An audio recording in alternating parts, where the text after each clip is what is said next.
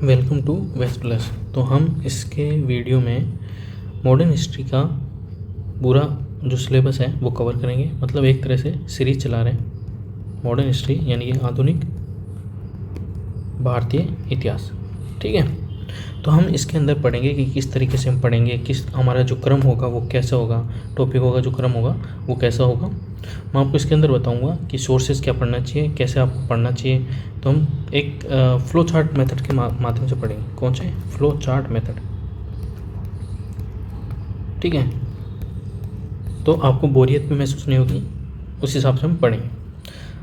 तो सबसे पहले हम देखेंगे द मॉडर्न हिस्ट्री को दो पार्ट में हम डिवाइड करेंगे। एक तो 1750 से 1857, ठीक है, और एक 1857 से वर्तमान भारत तक, मतलब 1947 तक। तो 1750 से 1857 तक हम देखेंगे कि ब्रिटिश विस्तार, वे ब्रिटिश जो अंग्रेज़ होते हैं वो कैसे आते हैं, कैसे अपना विस्तार करते हैं, उनकी क्या क्या नीतियाँ होती हैं। उनकी नीतियाँ जैसे आर्थिक हो गई, संवैधानिक हो गई, सामाजिक हो गई। तो आर्थिक के अंदर जैसे कृषि, उद्योग, परिवहन में जैसे रेलवे हो गया, ठीक है, और उद्योग के अंदर जो बागवानी उद्योग हो गया। कृषि के अंदर जो भू राजस्व व्यवस्थाएँ थी, मालवाड़ी हो गई, रेतवाड़ी हो गई, ठीक है। तो वो सब व्यवस्थाएं थी जिनके कारण ये अपना जो आधिपत्य है वो मजबूत करते हैं। ठीक है, संवैधानिक में जैसे विकास हो गया, प्रशासनिक हो गया, प्रशासनिक में जैसे सिविल सेवा होगी, सिविल सर्विस होगी, ठीक है। तो वैसी व्यवस्थाएं थी इनके पास। अन्य में फिर सामाजिक में शिक्षा, जैसे 1813 का जो अधिनियम आता है उसमें क्या कहा जाता है कि 1 लाख रुपए प्रति वर्ष शिक्षा पर खर्च किया जाएगा। अब वो करते हैं नहीं करते हैं वो हम आगे देखेंगे। तो इन सभी के कारण जो हमारी प्रतिक्रिया होती है, यानी कि जो इंडियंस की प्रतिक्रिया होती है, इंडियंस का जो रिएक्शन होता है वो क्या होता है, तो वो हमारा जो हिंसक आंदोलन होते हैं, अहिंसक आंदोलन होते हैं। हिंसक ज़्यादातर जनजातीय आंदोलन थे, ठीक है, और अहिंसक आंदोलन इंडियंस द्वारा जो जनजाति नहीं थे उनके द्वारा किए जाते हैं। जैसे असहयोग आंदोलन हो गया, ठीक है, सविनय अवज्ञा आंदोलन हो गया। तो ये सब, और जनजातियों में जैसे हिंसक आंदोलन जैसे खोंड हो गया, बिरसा मुंडा हो गया, ठीक है। तो वो सब हम इसके अंदर देखेंगे। फिर दूसरा जो पार्ट होगा वो होगा 1857 से 1947 तक। 1947 में 15 अगस्त 1947 को हमारा देश आज़ाद होता है, ठीक है, और 14 अगस्त को पाकिस्तान एक अलग राज्य बना दिया जाता है। वो 3 जून की जो योजना होती है, ठीक है। फिर उसके अंदर जो 1857 से 1947 तक होता है उसके अंदर क्या क्या हो जाता है। एक तो 1857 की क्रांति हो गई, उसके बाद जो कांग्रेस की स्थापना होती है 1885 के अंदर, ठीक है। तो कांग्रेस उस समय जब स्थापित होती है तो उसके कुछ सालों बाद जब गांधी जी का इसके अंदर आगमन हो जाता है, यानी कि 1915 गांधी जी का आगमन हो जाता है, तो उससे लेकर बाद में आज़ादी तक कांग्रेस एक पूरे भारत का प्रतिनिधित्व करने लग जाती है।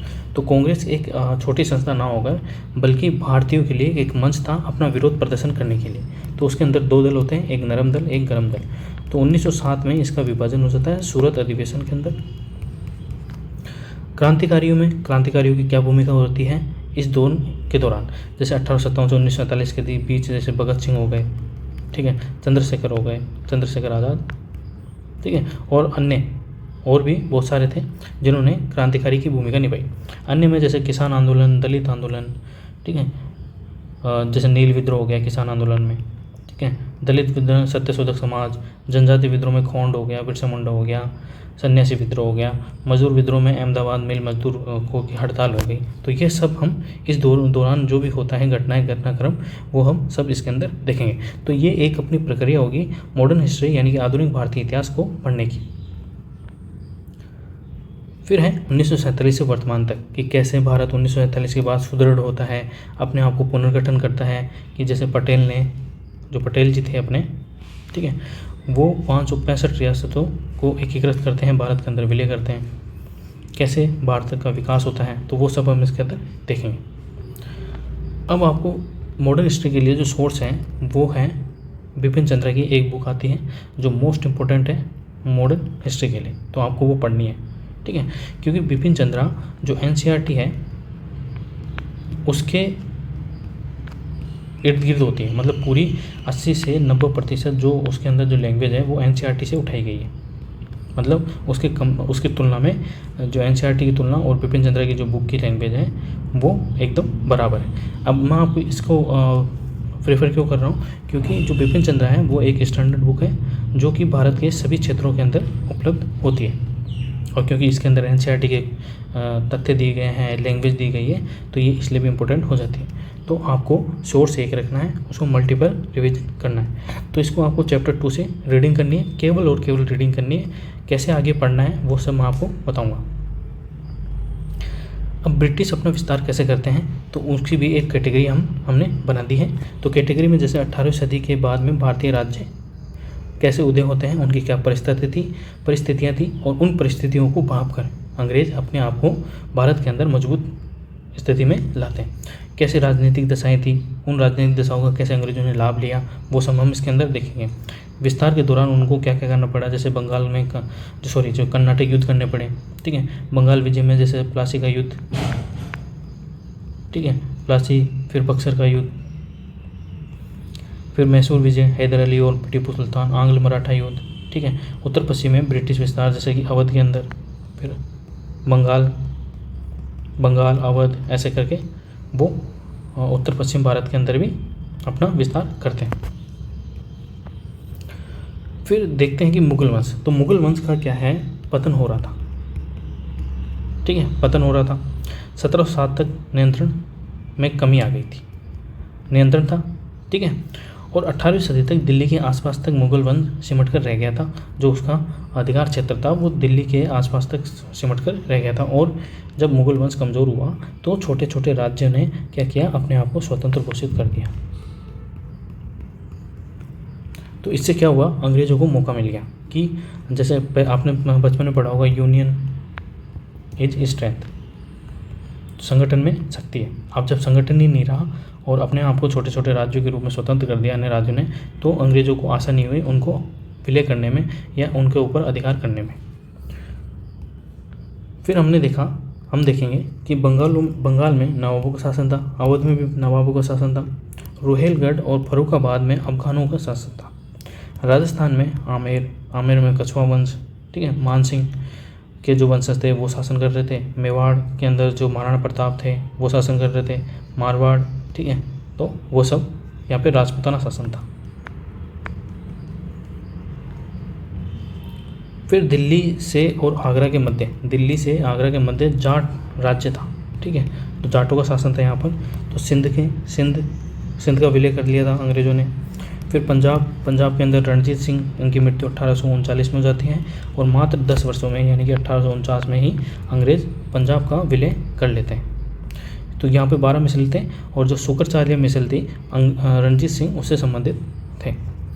गुजरात, महाराष्ट्र, मध्य प्रदेश, उत्तरी कर्नाटक, इन पर मराठों का प्रत्यक्ष नियंत्रण था, क्योंकि मुगलों के बाद अगर कोई शक्तिशाली था भारत के अंदर तो वो थे मराठे। अब जब मराठों के साथ अब्दाली का युद्ध होता है 1761 के पानीपत का तृतीय युद्ध, तो उससे क्या है, मराठों की शक्ति कमज़ोर हो जाती है, क्योंकि मराठे हार जाते हैं। अब मराठे की शक्ति कमज़ोर हो गई तो अंग्रेज़ों को फिर से मौका मिल गया भारत पर अपना आधिपत्य जमाने का। तो यहाँ से अंग्रेज़ मराठों को पराजित करते जाते हैं आंग्ल मराठा युद्ध के दौरान, ठीक है, और अपनी स्थिति मजबूत करते जाते हैं। फिर क्या है, हैदराबाद के निज़ाम, कर्नाटक के नवाब, केरल में छोटे छोटे राज्यों का अस्तित्व या उदय, और मैसूर में हैदर अली, ठीक है, जिनकी 1782 में मृत्यु हो जाती है। और युद्ध के चलते दौरान ही टीपू सुल्तान अपने आप को राजा घोषित कर देते हैं, जो हैदर अली का पुत्र होता है। 1799 में वेलेज़ली ने टीपू सुल्तान को मार देते हैं और मैसूर के साथ सहायक संधि कर लेते हैं।